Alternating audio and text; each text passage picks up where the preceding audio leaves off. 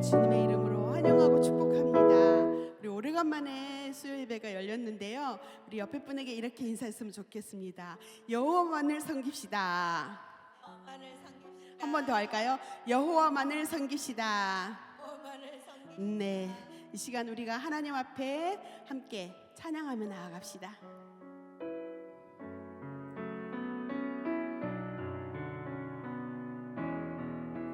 사철의 봄바람, 사철의 봄바람 불어이 하나님 아버지, 하나님 아버지 모셨으니 믿음의 반석도 든든하다. 우리 집 즐거운 동산이다. 고마워라 임마누엘, 예수만 섬기는 우리 집. 고마워라 임마누엘, 복되고 즐거운 하루하루. 어버이 우리를 보이시고 동이들 사랑에 묻혀있고 기쁨과 서름도 같이 하니 한간의 초가도 천국이라. 고마워라 임마누엘, 예수만 섬기는 우리 집. 고마워라 임마누엘, 복되고 즐거운 하루하루. 아침과 저녁에 수고하여 다 같이 일하는 온 식구가 한 상에 둘러서 먹고 마셔. 여기가 우리의 낙원이. 고마워라 임마누엘, 예수만 섬기는 우리 집. 고마워라 임마누엘, 복되고 즐거운 하루. 고마워라 임마누엘, 고마워라 임마누엘, 예수만 섬기는 그렇게 되기를 간절히 소망합니다. 고마워라 임마누엘, 복되고 즐거운 하루하루. 아멘.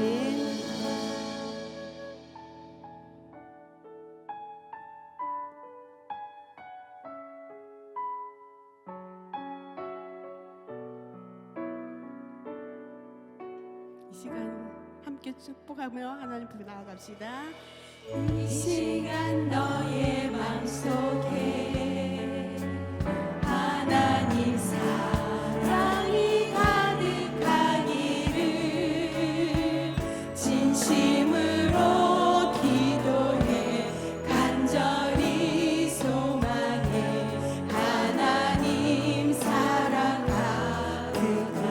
손을 뻗어서 옆에 분을 축복할까요? 하나님은 너를 사랑해 얼마나 너를 사랑하시는지. 얼마나 너를 사랑해 어떻다고요?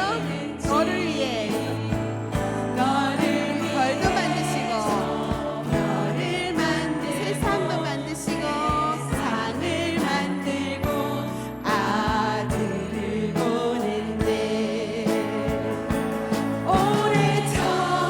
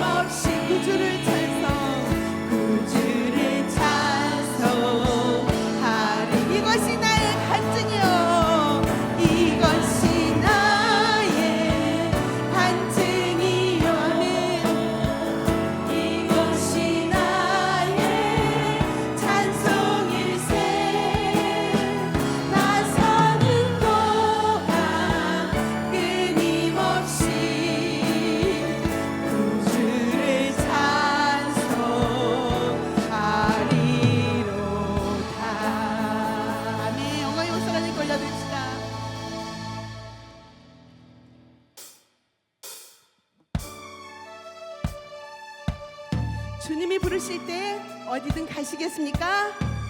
아멘. 그 고백이 참 쉽지 않은 고백인데요. 그러나 오늘 이 예배를 드리면서 우리 마음 가운데 그렇게 고백했으면 좋겠습니다. 모든 시선을 주님께 올려드립니다. 아멘.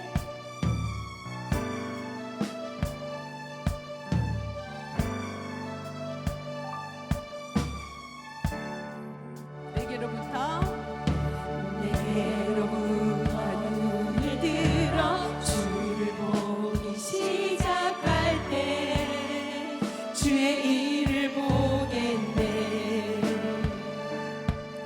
내 작은 마음 돌이키사 하늘에 꿈꾸게 하네.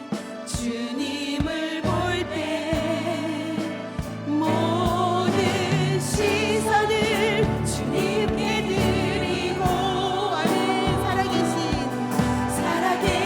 하나님을 느낄 때 내 삶은 주의 역사가 되고 하나님이 일하기 시작하네. 성령이 나를 변화시켜 모든 두려움 사라질 때 주의 일을 보겠네. 한해한 땅 가운데서 주님 마음 알게 되리. 주님을 볼 때 모든 시선을 주님께 드리고 전능하신 하나님을 느낄 때 세상은 주의 나라가 되고 하나님이 일하기 시작한 모든 시선을 주님께 드리고 전능하신 하나님을 느낄 때 세상은 주의 나라가 되고 하나님이 일하기 시작. 모든 시선을 주님께 드리고 살아계신 하나님을 느낄 내 삶은 주의 역사가 되고 하나님이 일하기 시작. 이 시간에 함께 기도했으면 좋겠습니다. 하나님이 부르실 때 하나님 저희가 순종하겠습니다. 부모와 자식을 대할 때도 주의 십계명 따라 그렇게 순종하며 섬기겠습니다. 이 시간 믿지 않는 가족들도 또한 하나님 구원하여 주시옵소서. 간절한 마음으로 하나님 앞에 기도하며 나아갑시다. 하나님 아버지 감사합니다. 하나님 주의 복음대로 우리가 잘 살겠습니다. 그리고 잘 섬기겠습니다. 주의 십계명대로 순종하며 살겠습니다. 하나님 함께하여 주시옵소서.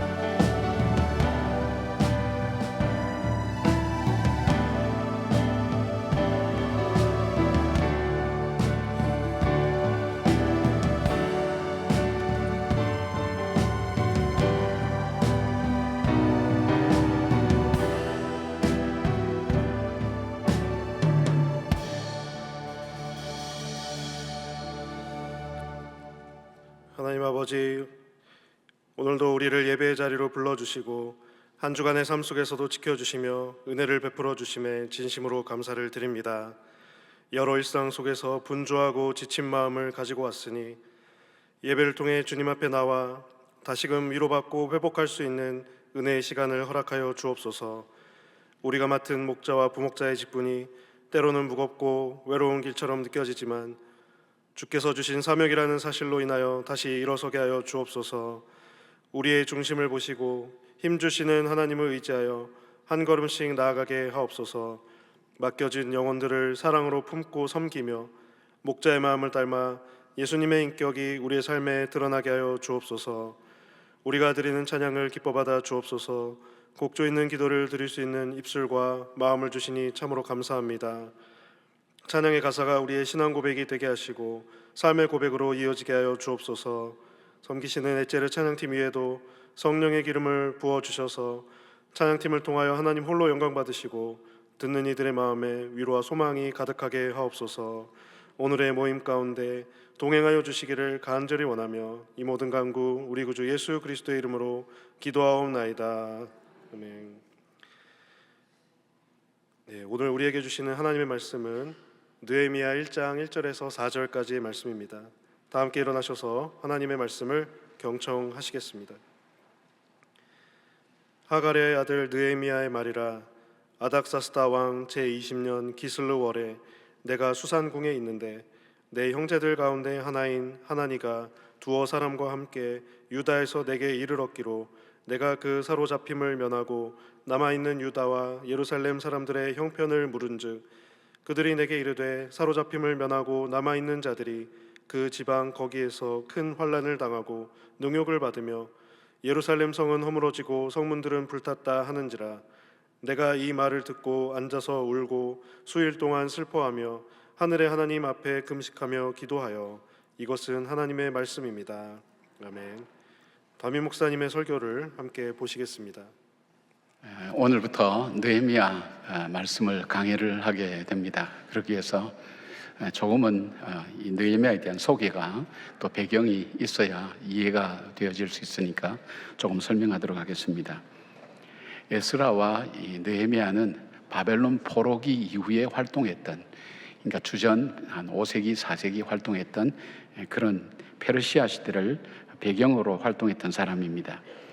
원래 히브리어 성경에 에스라와 느헤미야는 한 권책으로 붙어 있습니다. 그러기에 서로 연관되는 사건들이 많이 나타나게 되죠. 에스라는 종교 지도자로서 영적 회복을 일으킨 사람이라 그러면 이 느헤미야는 평신도 지도자로서 사회개혁 그리고 이 생활의 개혁을 일으켰던 그런 사람입니다. 회복시켰던 사람이죠. 이스라엘 역사를 우리가 잘 알죠. 이스라엘 백성이 가나안 땅에 들어갔지만 계속 우상 숭배하고 하나님 말씀을 듣지 않고 하니까 하나님께서 심판하시죠. 그래서 BC 722년 71년이라고도 하고요. 아수르라는 나라에 의해서 북이스라엘이 망하게 됩니다. 10개 지파가 있는 북이스라엘이 망하게 되고 이 아수르는 이 민족을 다 흩어버립니다. 다른 민족을 이주시켜서 그의 흔적을 찾아볼 수 없을 정도로 그렇게 회파되었고, 그로부터 130여 년 뒤에 남유다가 바벨론에 의해서 멸망을 당하게 됩니다. 근데 이 바벨론은 이 이스라엘 사람들을 다 잡아갑니다. 웬만한 사람은 남겨놓고 정말 좀 생각할 줄 아는 사람이나 이런 사람들, 잘 사는 사람들이나 많이 배운 사람들, 젊은이들 중심으로 바벨론에 다 데려가서 그쪽에서 지역적으로 흩어버립니다. 그들이 해방될 조금의 희망도 없었습니다. 그러나 하나님은 선지자 예언대로 70년 뒤에 바로 이 고레스를 통해서, 페르시아 왕 고레스를 통해서 이스라엘 백성들이 이 유다 땅으로 다시 귀환하게 됩니다. 그것이 이제 583년에 돌아오게 됩니다. 그런데 오늘 이 사건은 이제 그래서 1차로 이제 귀환한 사람이 에스라, 스룹바벨과 예수아를 통해서 한 5만 명이 돌아옵니다. 그리고 돌아오고 난 다음에 한 7년쯤 뒤에 에스라라는 사람이 돌아와서 영적으로 개혁을 일으키죠. 처음 스룹바벨이 돌아와서 성전을 세웠다면 에스라는 와서 영적인 부흥을 일으키게 됩니다. 그로부터 13년 세월이 흘렀습니다. 이 수상궁에 있던 느헤미야라는 왕의 수를 따르는 그런 직분을 맡은 사람이 그 유다를 방문했던 자기 형제가 왔을 때 물어봅니다. 지금 예루살렘의 상황은 어떠냐? 우리 백성들은 잘 살고 있냐? 그럴 때 그 성이 무너지고 그리고 성문이 다 불타고 그래서 그들이 외부의 공격을 받아서 그들이 고통과 어려움 중에 있다는 이야기를 듣게 됩니다. 그 이야기를 듣고 이 느헤미야가 굉장히 충격을 받습니다. 충격을 받고 앉아서 슬피 울며 있다가 금식하게 되죠. 그리고 자신이 가야 되겠다고 결단하고 하나님 부르심 받고 이 주전 445년에 그가 이 예루살렘으로 돌아가게 됩니다. 그리고 52일 만에 내 외적인 그런 어려움 속에 90여 년 동안 건축되지 않았던 성벽과 그리고 성문을 52일 만에 건축하게 되는 그런 역사를 이루게 됩니다. 이걸 통해서 느헤미야에게 있어서 이것이 어떻게 가능하게 되었을까? 어떻게 그 회복을 일으킬 수 있었을까? 하고 싶었던 수많은 사람들이 시도했던 일들을 하지 못한 일을 불과 52일 만에 2달도 채 되지 않는 기간 내에 그 성벽을 다 쌓고 성문을 쌓을 수 있었고 이스라엘 백성의 생활을 회복시킬 수 있었던 이유가 무엇일까? 우리도 살아가면서 그런 경험을 할 때가 많죠. 내 삶에 회복되어야 될 부분이 있어. 우리 부부관계가 회복되든지 자녀가 회복되든지 우리의 사업이 회복되든지 수없이 회복되어야 될 부분들이 참 우리는 많이 경험하며 살아갑니다. 그러나 그런 마음은 있지만 그걸 잘 하지 못해요. 회복하지 못하고 그냥 그대로 주저앉는 사람들이 참 많습니다. 그대로 사는 사람도 있죠. 그러나 그것을 회복하며 나가는 사람들도 있습니다. 이 사람들은 그냥 회복되기를 바라는 그런 생각만 갖고 있는 사람과는 무언가 다릅니다. 그 다른 어떤 것, 그것이 뭘까? 그걸 느헤미야를 통해서 우리가 찾아보면서 우리의 삶 속에서 무너진 것, 또 회복돼야 될 것을 다시 회복시키는 놀라운 첫걸음들이 이 느헤미야와 더불어서 함께 이루어지기를 그렇게 우리가 기대하면서 이 말씀을 접하게 됩니다. 느헤미야가 어떻게 이렇게 50일 만에 성벽을 건축할 수 있었을까 할 때 첫 번째는 느헤미야에게는 하나님의 백성들은 어떻게 살아야 되는지에 대한 비전이 확실하게 있었습니다. 비전이 있었습니다. 그에게는 하나님 백성은 어떻게 살아야 되는가, 직위와 직책 이것이 중요한 게 아니라 자기가 어떤 직책과 직위에 있든 간에 하나님의 백성은 어떻게 살아야 되는가 하는 거기에 대한 그림이 그에겐 갖고 있었어요. 그의 뒤에 나오는 기도 내용을 바라보면 자신의 역사도 잘 알고 있을 뿐더러 하나님께서 자기 백성을 향한 기대가 무엇인가 하는 것을 그는 분명히 알고 있었어요. 그렇기 때문에 먼저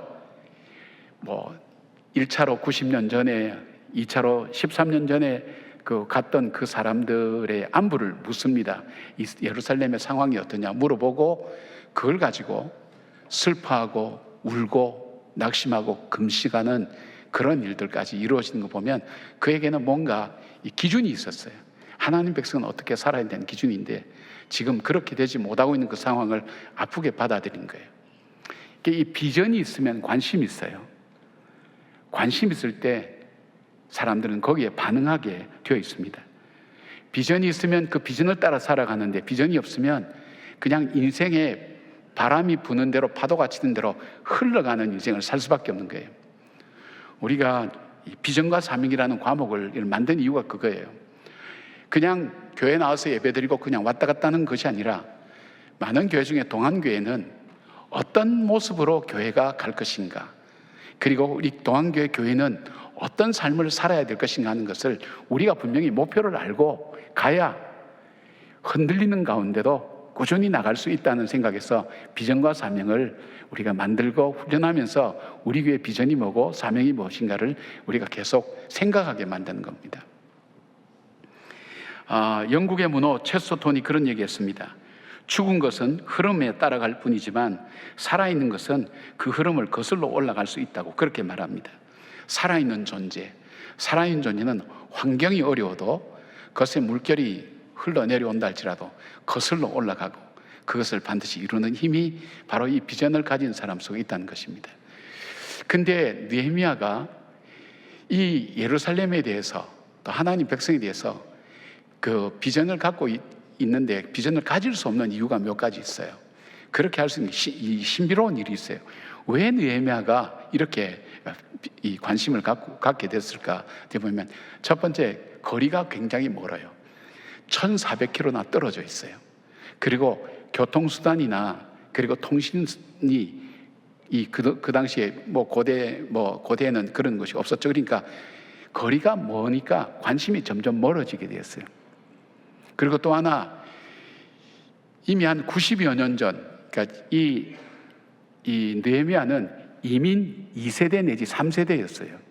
그러니까 자기 할아버지가 이 땅에 포로로 잡혀왔고, 할아버지 돌아가시고 아버지 지금 모시고 있고, 그 다음에 자기가 태어난, 그러니까 130년 정도 시간이 흘렀으니까 3세대죠. 이민 3세대 정도 되는 거예요. 여러분, 미국에 혹시 사신 분들은 아시겠지만은 미국에 우리 아이들이, 거기서 태어난 아이들이 겉은 한국 사람이지만 속은 미국 사람입니다. 그리고 그 애들이 정체성을 겪는 것이 대학교 가면 정체성을 겪기 시작합니다. 주변이 안 그렇거든요. 많이 힘들어하는 것을 많이 보게 되죠. 그런데 이민 3세가 되면 자기들의 역사나 이 모든 것들을 사실 잊어버리고 그쪽 문화에 적응되어서 살아가게 됩니다. 그러니까 자연스럽게 예루살렘이나 이스라엘 민족에 대해서 관심을 가질래야 가질 수 없는 상황이, 환경이 그리 되는 거예요. 또 하나 있다면, 그들에게 볼 수 있는 것이 있다면, 이 사람은 술 맡은 관원입니다. 포로로 잡혀왔어요. 거기서 자랐어요. 그런데 거기에서 관원을 한다는 것은 대단한 지위에 올랐는데, 그 관원 중에 높은 직책 중에 하나가 왕의 술 맡은 사람이에요. 여러분은 왕의 술 맡은 사람 하면 여러분 무슨 생각할까요? 이렇게 막 영화 같은 데 보면 술 이렇게 막 흔드는 바텐더나 이런 생각할지 모르겠지만, 고대에는 왕을 독살하는 일이 많았기 때문에 왕이 술을 마시거나 음식을 먹기 전에 기미상궁처럼요, 먼저 맛보고 그리고 죽지 않으면 왕에게 드리는 거예요. 그러니까 어떤 사람인가 하면 왕이 절대적으로 신뢰할 수 있는 사람을 그 자리에 세우는 거예요. 자기 목숨을 대신할 사람. 그러니까 그 자리는 아무나 갈 수 없는 거예요.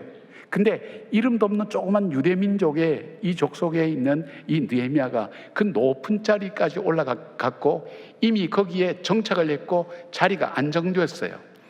게다가 왕을 모시기 때문에 굉장히 바빠요. 왕이 계절마다 궁을 옮겨 다니기 때문에, 여기에 수상궁이 있었다 그랬는데 이 계절마다 이 궁을 옮겨 다녀요. 그러니까 왕을 따라다니면 굉장히 바쁘고 힘든 일이 많은데 정신이 없었더라도 예루살렘에 대한 거나 자기 동족에 대한 것을 생각할 수가 없어요. 그런데 어떻게 느헤미야가 자기 동족의 이야기를 물어보고 그 이야기를 듣고 가슴을 치고 울면서 금식하고 기도할 정도로 그가 그 생각하고 있냐고요. 이게 뭐냐면 바로 이 회당의 교육에 있어요. 토라 교육이 있다는 거예요. 이게 뭐냐면 이스라엘 백성들이 바벨론의 포로로 잡혀갔어요. 그들이 포로로 잡혀가서 생각할 거 아니겠어요? 바벨론 강가에서 노래를 부르면서 우리가 왜 이 포로가 되었는가, 하나님께서 허락하신 가나안 땅에서 왜 이렇게 쫓겨났는가 생각할 때 그들이 말씀을 바라보면서 결국 느낀 것이, 깨달은 것이 뭐냐면 우리가 하나님 말씀을 듣지 않았다, 하나님 말씀을 지키지 않았고 우상 숭배하면서 우리가 하나님으로부터 징계를 받아서 바로 그 땅에서 쫓겨나게 되었다. 그렇다면 우리가 정말 회복하기를 원한다면 우리가 하나님 말씀을 다시 붙들자. 그렇게 해서 만든 것이 그들이 흩어지는 곳에 중심으로 해서 회당이라는 걸 지었어요. 성전을 지을 수 없으니까 회당을 지어서 거기에서 교육을 했어요. 토라를 읽고 해석하고 그들의 역사죠. 결국 그들의 토라는 그들의 역사죠. 역사를 알게 되고 패망한 이유에 대해서 알게 되는 거예요. 근데 이 말씀이 생명력이 있거든요. 어릴 때부터 이 아이들 가슴 속에 불을 던지는 것과 마찬가지인 거예요. 하나님 말씀에 생명을 던지는 거예요. 그 말씀이 그 아이들 마음속에서 자라는 거예요. 잠언 22장 6절 보니까 그렇게 됐어요. 마땅히 행할 길을 아이들에게 가르치라. 그리하면 늙어도 그것을 떠나지 아니하리라. 이것이 바로 하나님 말씀의 교육의 힘이에요. 그들이 역사를 기억하고 하나님 말씀을 기억하며 패망의 이유를 가르칠 때에 바로 자라나는 그 아이들 마음속에 내가 어떻게 살아야지, 하나님 백성은 어떻게 살아야 되지 하는 그 꿈이, 비전이 그들 마음속에 심겨지기 시작한다는 것입니다. 사랑하는 여러분, 우리의 삶에 하나님 에스라 같은 사람이 나오게 하시고 느헤미야 같은 사람이 나올 수 있도록 하나님 우리의 교회를, 우리의 가정을 축복해 달라고 기도해 보지 않겠습니까? 그렇게 살아보지 않겠습니까? 그렇게 살 때 하나님께서 바로 평생 떠나지 않은 바로 느헤미야 같은 귀한 자녀들을 우리들에게 허락해 줄 줄 믿습니다. 그 자녀를 길러가는 저와 여러분 되기를 바랍니다. 두 번째, 느헤미야가 자기의 그 꿈을 이루어가는, 비전을 이루어가는 방법은 기도를 시작했어요. 기도의 사람이에요. 4절 보니까 내가 이 말을 듣고 앉아서 울고 수일 동안 슬퍼하며 하늘에 하나님 앞에 금식하며 기도하여, 그래 돼 있죠. 이 말을 듣고 앉아서 울고 수일 동안 슬퍼하며, 요까지는 누구든지 다 잘해요. 그런데 하늘에 하나님 앞에 금식하며 기도하여 그랬어요. 느헤미야는 조국 예루살렘이 무너지고 성문이 불탔고 그 안에 거하던 백성들은 이방의 침략으로 환난과 능욕을 당하고 있다는 그런 소식을 들었어요. 사람들은 성전이 있는 예루살렘을 떠나서 안전한 변방으로 흩어졌고 더 이상 하나님께 제사도 드릴 수 없다는 상황이었어요.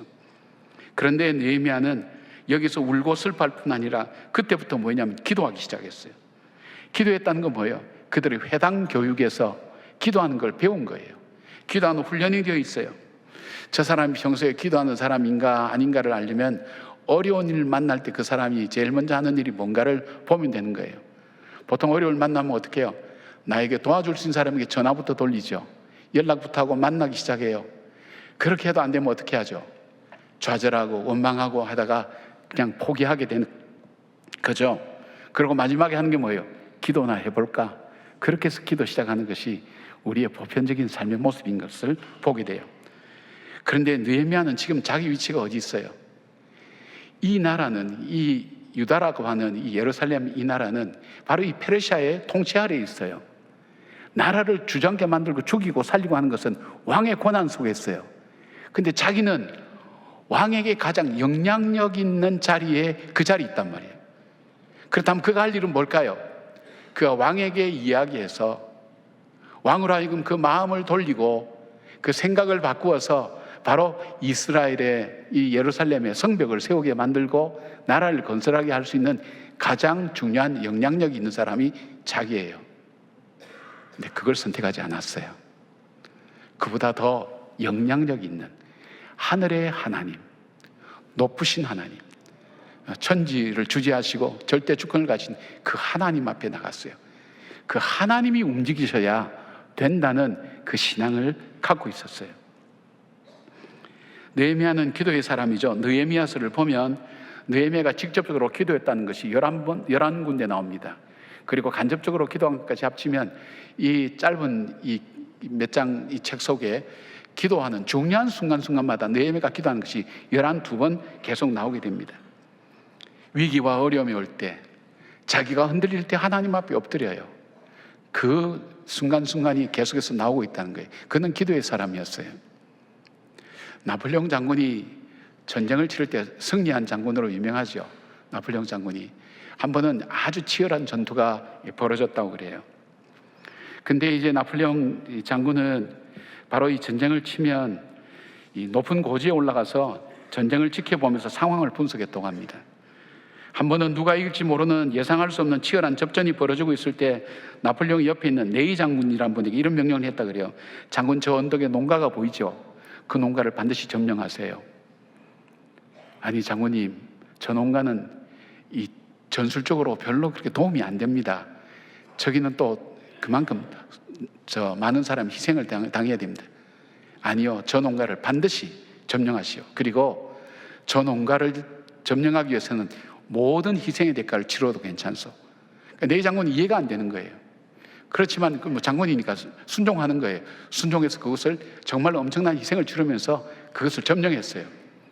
그런데 전투가 치열해질수록 보니까 바로 그 필요 없다고 생각했던 농가가 교두보가 확보가 되면서 전쟁의 승리를 하는데 그 전투에 이 결정적인 역할을 하게 된 거예요. 여러분, 이기는 사람은 어떻게 해야 이긴 줄 알고 있어요. 어디부터 점령해야 되는지 알고 있어요. 하나님의 사람은 무엇부터 해야 일들을 이룰 수 있는지를 아는 사람이에요. 여러분, 엄마나 아빠의 착각이 뭐예요? 아이들에게 가장 영향이 있는 사람이 부모라고 그렇게 생각하고 있죠. 여전히 뭐 그렇죠. 현실적으로 또 그렇죠. 그러나 아이들이 커가면서 사춘기 들어가면서 부모들이 낙심하는 게 뭐예요? 야, 내가 이 아이들한테는 더 이상 영향력이 없는 존재구나 하는 것을 깨달을 때 얼마나 낙심합니까? 낙심하고 절망하죠. 자녀를 보면서. 그래서 전부 다 기도 제목들이 자녀들 때문에 올라오는 기도 제목이에요. 어떻게 할 수 없어요. 자기 말을 안 들어요. 이 자녀에게 가장 영향력 있는 분이 누구라고 생각해요? 자신이에요? 아니요. 이 자녀를 만든 하나님 아니겠어요? 그렇다면 어떻게 할까요?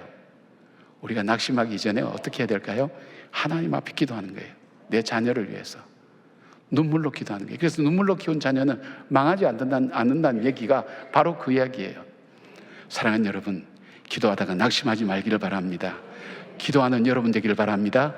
이기는 사람은 어떻게 시작해야 이길 수 있는지를 알 수 있는 사람들이에요. 그런 마음을 가지고 승리하는 저와 여러분 되기를 바랍니다. 세 번째, 느헤미야는 하나님의 부르심을 깨달았어요. 이 기도의 마지막 11절을 오늘 읽지 않았는데 제가 읽어드릴게요. 주여 구하오니 귀를 기울이사 종의 기도와 주의 이름을 경외하기를 기도하는 종들의 기도를 들으시고 오늘 종이 형통하여 이 사람 앞에서 은혜를 입게 하옵소서 하였나니 그때 내가 왕의 술 관원이 되었느니라. 이 말씀을 잘못 이해를 하면 내가 기도했더니 내가 왕의 술 관원이 되었다고 이렇게 이해할 수 있는데 이 새 번역 보니까 이렇게 됐어요. 그때 나는 왕에게 술잔을 받들어 올리는 일을 맡아보고 있었다. 뭘까요? 깨달았다는 거예요. 내가 어떻게 해서 이 왕의 술잔을 따르는 사람으로 하나님이 세워주셨을까? 그것을 깨달았다는 거예요. 내가 오늘 이 자리까지 오게 된 이유가 뭘까? 여러분, 이 자리는 어떤 자리입니까? 여러 민족들이 그 자리에 올라가기 위해서 정말 죽자사자 노력하는 자리예요. 실력도 있어야 되고요.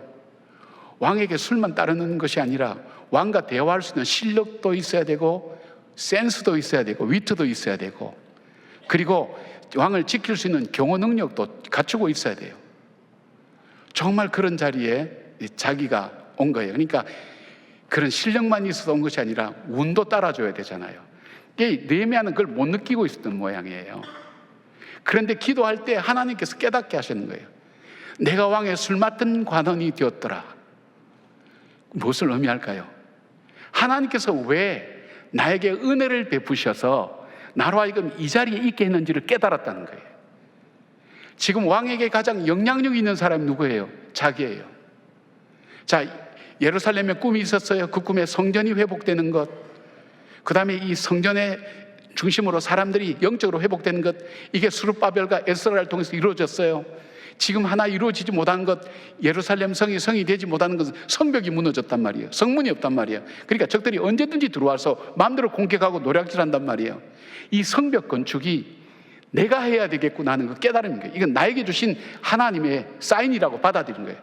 나를 이 자리에 오게 한 것도 하나님의 은혜로 오게 했고, 이런 경험하게 하고 이런 일을 깨닫게 하는 이 모든 것, 하나님께서 그냥 하신 것이 아니라 하나님께서 나를 부르시는 것이구나. 이 일에 하나님께서 나로 하여금 가장 적임자가 자기밖에 없어요. 여러분, 이 왕, 아닥사스다 왕전에 왕이 있었는데 아수르 왕이 있었어요. 그때 하만의 음모로 모르드게와 온 유다 백성을 죽이고 진멸하라는 조서를 내렸을 때 왕후 에스더가 그 오라버인 모르드게가 에스더를 불러서 이렇게 얘기합니다. 4장 14절에 이때 내가 만일 잠잠하여 말이 없으면 유다인은 다른 데로 말미암아 노인과 구원을 얻으려니와 너와 내 아버지 집은 멸망하리라. 내가 왕후의 자리를 얻은 것이 이때를 위함이 아닌지 누가 알겠느냐 하니, 그때 에스더가 이렇게 말하죠. 자신이 왕에게 나아가리니 죽으면 죽으리이다. 결단을 합니다.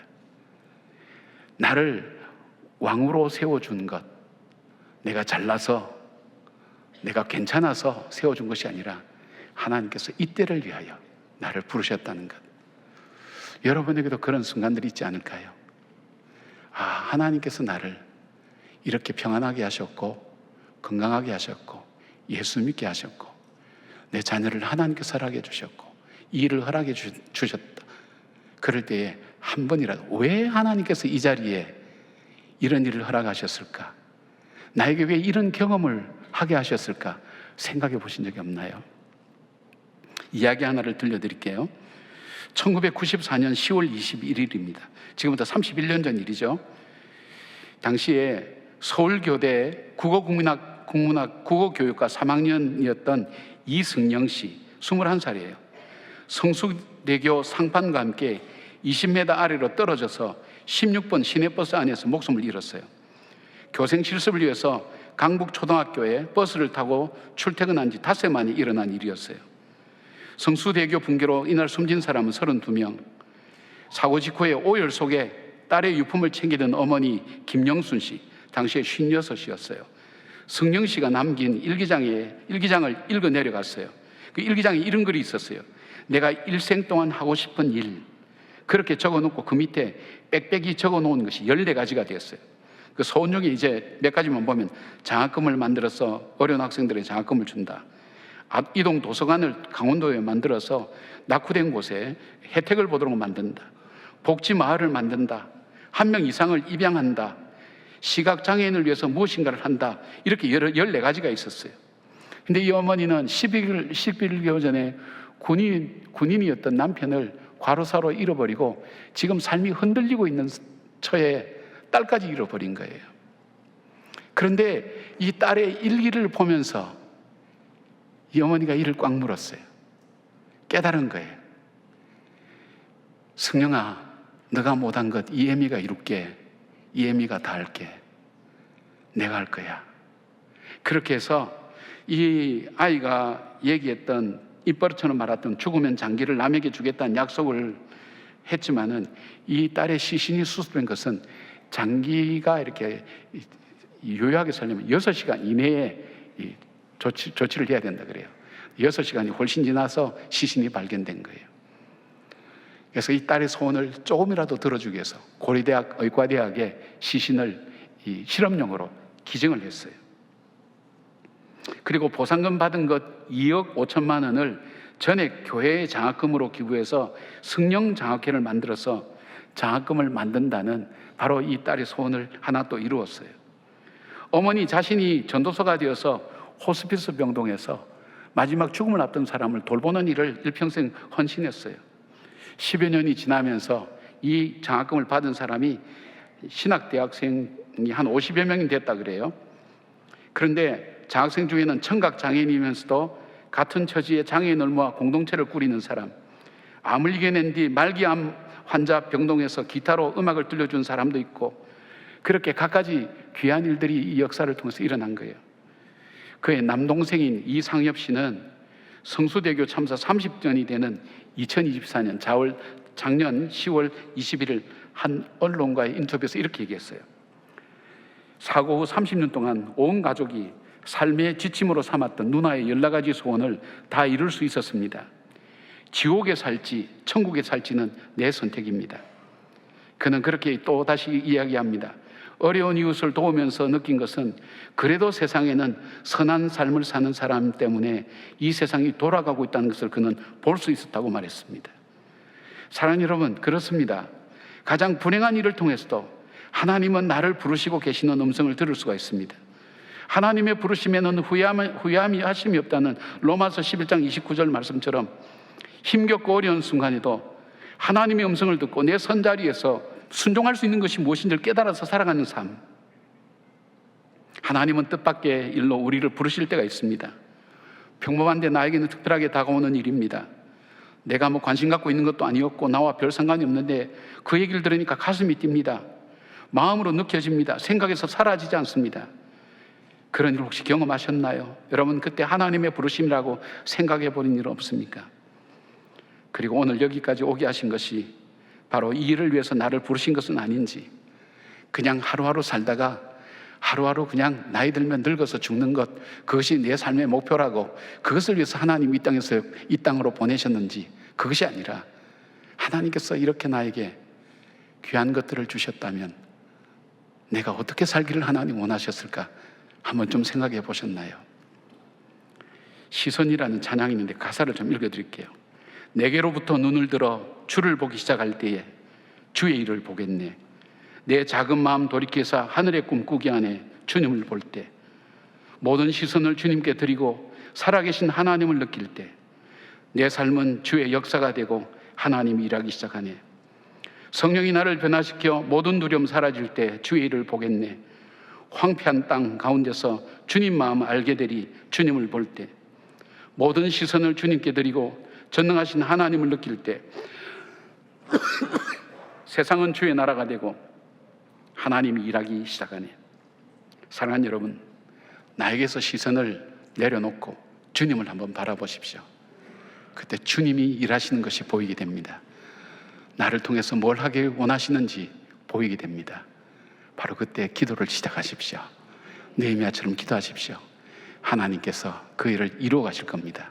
바로 여러분들을 부르시는 그 부르심을 따라 순종할 때 하나님 여러분 통해서 가장 귀중한 일, 소중한 일, 헛된 인생이 되지 않도록 부르시는 하나님의 부르심 앞에 믿음으로 응답하는 저와 여러분의 삶이 되기를 주님 이름으로 축원합니다. 아멘. 기도하겠습니다. 주님의 부르심에는 후회함이 없다고 했습니다. 나를 불러서 이 땅에 태어나게 하셨고 지금까지 살게 하신 주님, 이대로 살다가 끝나는 인생이 아니라 하나님께서 원하시는 일을 하기 위하여 그 꿈을 꾸며 그 일을 이루게 하여 나를 새롭게 보게 하시고 나를 보내신 그 하나님을 바라보는 믿음의 눈들이 열려져서 그냥 하루하루 살아가는 헛된 인생이 아니라 하나님 뜻을 행하는 보람있고 복된 인생 살아갈 수 있도록 하나님 저희들을 불러주시고 깨닫게 하여 주시옵소서.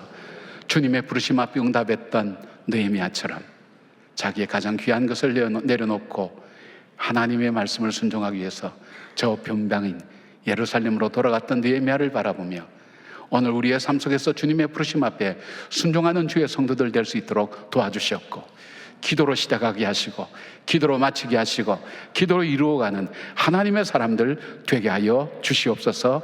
예수님의 이름으로 기도드리옵나이다. 아멘. 네, 우리 좌우에 계신 분들과 함께 인사 나누겠습니다. 주님의 평강을 기원합니다. 주님의 평강을 기원합니다. 한 번 더 인사하겠습니다. 잘 되고 있습니다. 잘 되고 있습니다. 네, 마지막으로 한 번 더 인사할까요? 기도하면 됩니다. 기도하면 됩니다. 네, 방금 저희가 담임 목사님 주일 말씀을 들었는데요. 예배당 오실 때 나눠드렸던 목장 모임 나눔지에 자세하게 기록되어 있으니까요. 읽어보시고 우리 목자 부목자님들께서는 잘 나눠주시면 감사하겠습니다. 아이스 브레이크 잠깐 보겠습니다. 여러분들께서 지금 감당하고 있는 여러 역할 중에서 가장 먼저 떠오르는 것은 무엇인가요? 또 그리고 그 역할이 왜 중요하다고 생각을 하시는지 지금 바로 머릿속에 떠오르는 역할이 어떤 게 있으시죠? 혹시? 여기 교회라는 그 상황을 감안한다면 저희가 뭐 권사님, 집사님 뭐 그런 용어가 또 바로 떠오를 수도 있고 목장 지도자 모임이다 보니까 또 목자, 부목자라는 또 직함이 떠오르실 수도 있겠습니다. 또 이제 교회 왔다가 댁에 돌아가면 또 어떤 모드로 바뀌죠? 이제 우리 집안의 이제 어머니이자 또 주부로 이제 변모가 되시는데요. 각 자리마다 맡겨주신 역할이 있으실 것입니다. 그래서 교회에서는 또 직분자로서 또 목자 부목자로 양떼를 먹이고 양떼를 보살피는 직책으로 부르시고 또 가정에서는 가정을 잘 돌보시고 또 케어하는 양육자로 우리 여러분을 부르신 줄로 믿습니다. 그래서 하나님께서 우리 여러분들을 맡겨주시고 여러분들께서 거하게 하신 자리가 사명의 자리라는 것을 늘 기억하시면서 하루하루 살아가시기를 간절히 소망합니다. 대지 세 가지 간략하게 살펴보고 넘어가겠습니다. 느헤미야의 회복 사역을 통해 오늘날 회복의 시작점을 우리가 배울 수가 있는데요. 목사님의 첫 번째 대지는 느헤미야는 회복의 비전을 가진 사람이었다는 것입니다. 회복의 비전.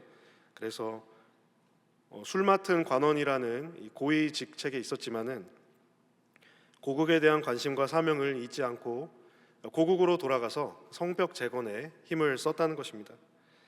둘째로 느헤미야는 기도의 사람이었습니다. 왕과 가까운 자리에 있으면서 아까 목사님께서도 말씀하셨지만 문제가 터지면 뭐부터 해요? 사람들이 연락부터 하는 거죠. 바로 핸드폰 드는 거죠. 바로 핸드폰 들어가지고 이 일을 가장 잘 알 수 있는 사람이 누구인가 하면서 이제 연락처를 찾게 되는데 왕의 최측근으로서 왕에게 바로 이야기할 수 있었지만은 그렇게 하지 않고 하나님께 기도함으로 지혜를 구했습니다. 그리고 셋째, 느헤미야는 하나님의 부르심을 깨달은 사람이었습니다. 자신의 자리가 하나님께서 보내신 자리임을 알고 하나님의 계획 속에서 쓰임 받고자 노력을 한 것입니다. 그래서 지금 바사라는 나라의 술 맡은 관원장, 왕의 술 맡은 관원장이라는 그 포지션이 자기가 잘해서 뭐 된 것도 있겠지만은 이제 하나님께서 그 자리에 보내신 것을 잘 깨닫고 이 자리에서 내가 어떻게 하면 하나님과 민족을 위해서 쓰임 받을 것인가, 그것에 대해서 깊이 고민했던 사람이 바로 느헤미야라고 할 수가 있습니다. 이 정도로 대지를 제 설명을 드리고 뒷장에 말씀 나눔과 적용 문제 세 가지를 살펴보도록 하겠습니다. 우리 1번 문제 있는데요. 우리 1번 함께 읽도록 하겠습니다. 시작. 여러분은 요즘 어떤 그림을 마음에 그리며 살아가고 계십니까? 하나님께서 우리 각 사람에게 주신 사명과 비전은 무엇이라고 생각하십니까?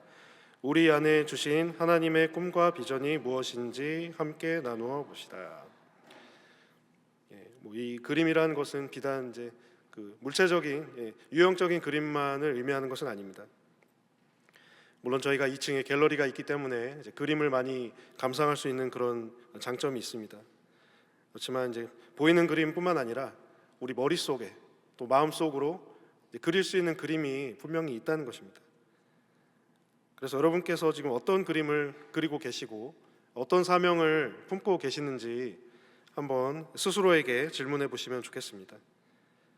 우리 교회 비전이 뭐죠? 우리 교회 사명? 우리 교회 사명. 이렇게 텀이 생기면 안 되는데 바로바로 말씀을 해주셔야 되는데 옆구리 찌르면 바로 나와야 되는 거 아닙니까? 근데 삶의 현장을 하나님 나라 이렇게 선창하면 되는군요. 선창하면 감사합니다. 이렇게 교회의 사명을 기억하고 있듯이 우리 개개인 역시도 비전을 가져야 된다는 것입니다. 그래서 우리 여러분들 뒤에도 다지가 나오지만 그냥 이 자리에 있게 하신 것이 아닙니다.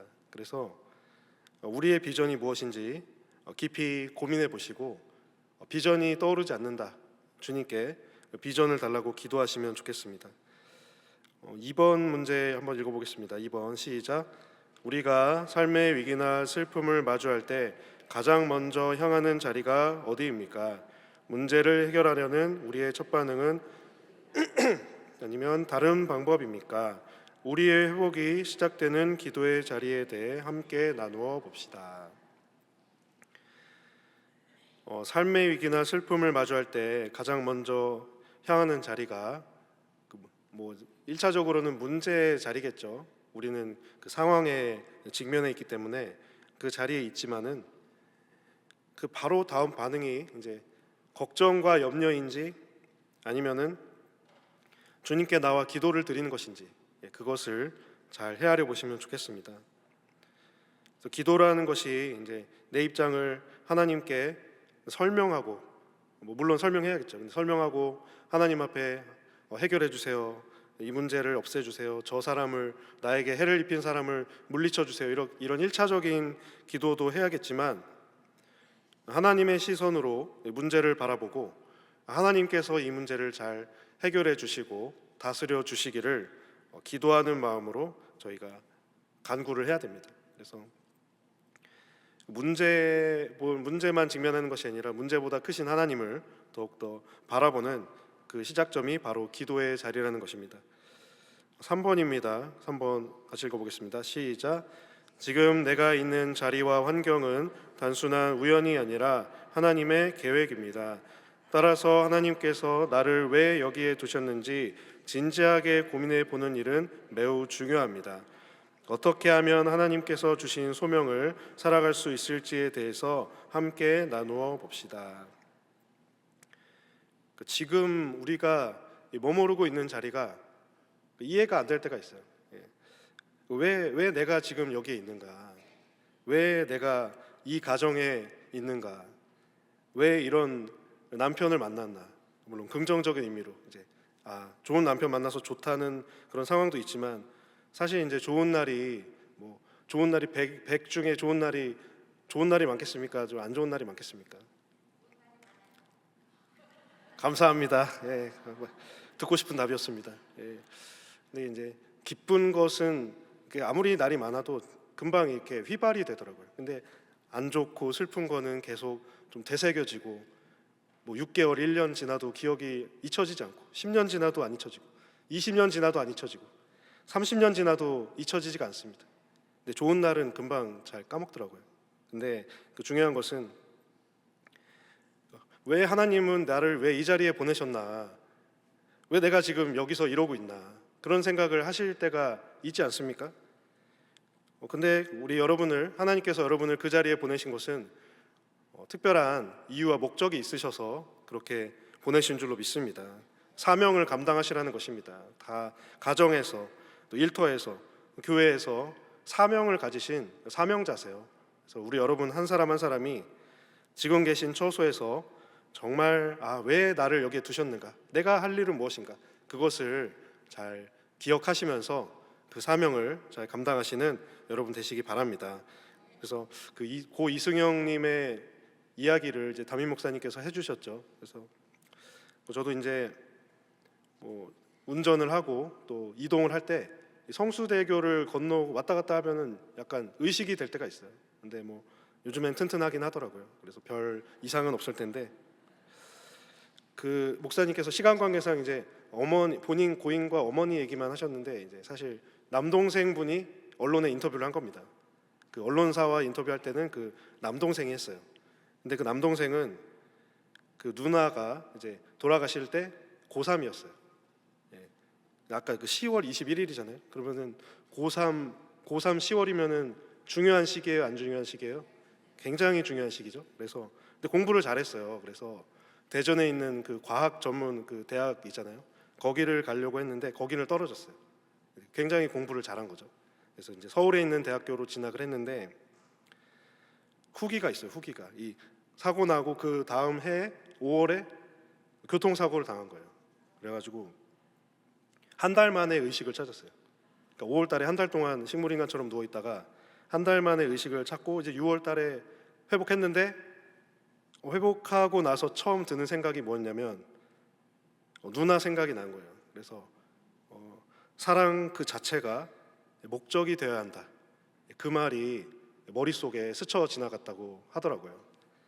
그래서 이제 어머니와 함께 남동생이 그 승영님의 14가지 기도 제목 소원을 이제 이루었지 않습니까?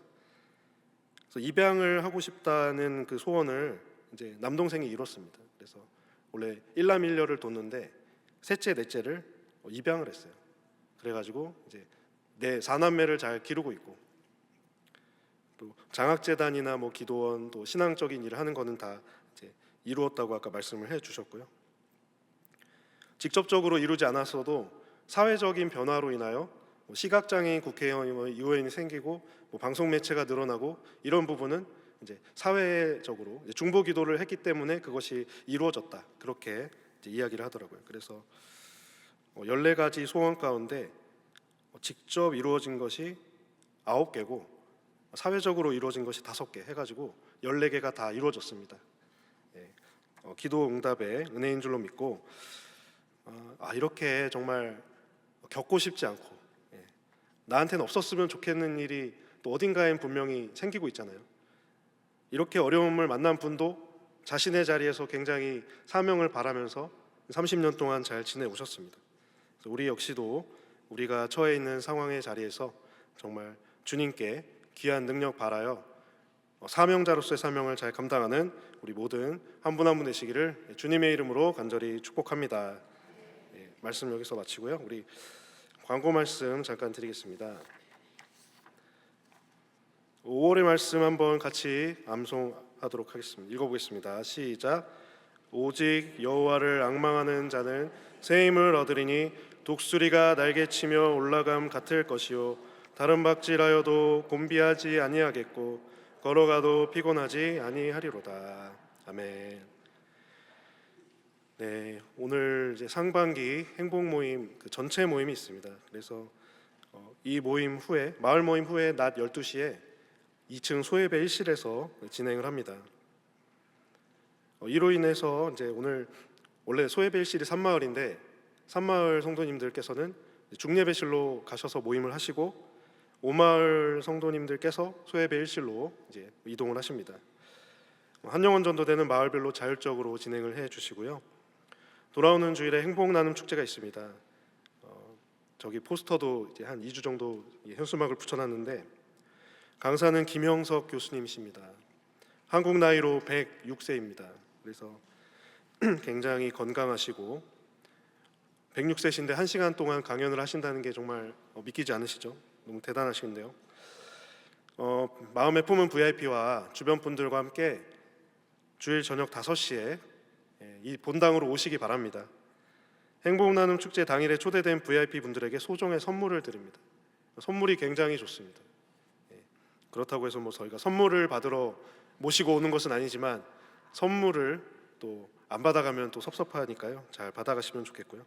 그날 새가족 등록하신 분들께도 드립니다. 그러니까 2, 3부 예배 후에도 새가족실에 안내해 주시면 좋겠습니다. 다음 주 이제 5월 25일 주일 오후 5시에 새하모가 있습니다. 작년 12월 1일부터 5월 18일까지 등록한 새가족분들을 환영하고 축복하는 시간이니까요. 새가족분들 모두 초청해 주시고 목자님들 오시고 많은 이제 풍성한 잔치가 이루어질 수 있도록 기도해 주시면 감사하겠습니다. 주차 안내입니다. 교회 주변 골목 주차를 금합니다. 과태료를 물실 수가 있습니다. 그리고 다른 건 읽어보시되 5월 25일부터 차량 스티커 신청이 가능합니다. 그래서 이제 앞으로 그 차량에 스티커를 부착한 차량이 아마 입출입을 할 수가 있습니다. 그래서 스티커 신청은 25일부터 가능하다고 하는 점 기억해 주시고요. 주일 3부 예배 때 중예배실에서도 예배를 드렸는데 이제 다 대예배실에서 예배를 드립니다. 청소년부 예배가 중예배실에서 드려지기 때문에 모든 우리 성도님께서는 본당 3층과 4층에서 3부 예배를 드리시기 바랍니다. 광고를 마쳤고요. 이 시간 우리 모든 이제 전체 목자 부목자님들께서 준비해 주신 그 저희 스승의 그 축의 시간을 갖도록 하겠습니다. 우리 부목사님들께서는 잠깐 앞으로 나와 주시면 감사하겠습니다.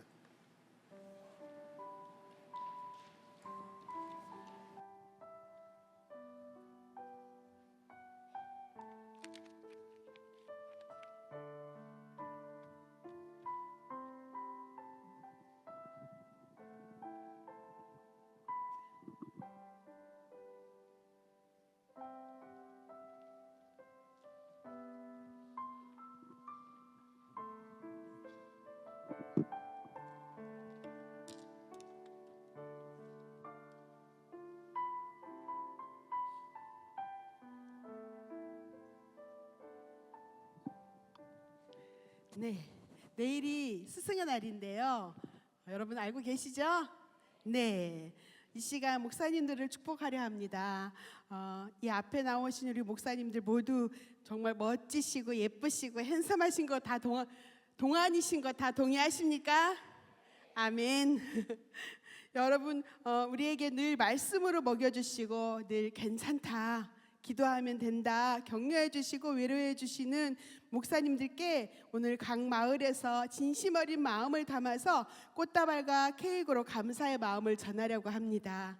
이 시간 다 함께 일어나서 스승의 은혜 노래 부를 때 우리 청모님들이 목사님들께 꽃다발과 케이크 증정을 하겠습니다. 함께 노래하겠습니다. 우리 손을 뻗어서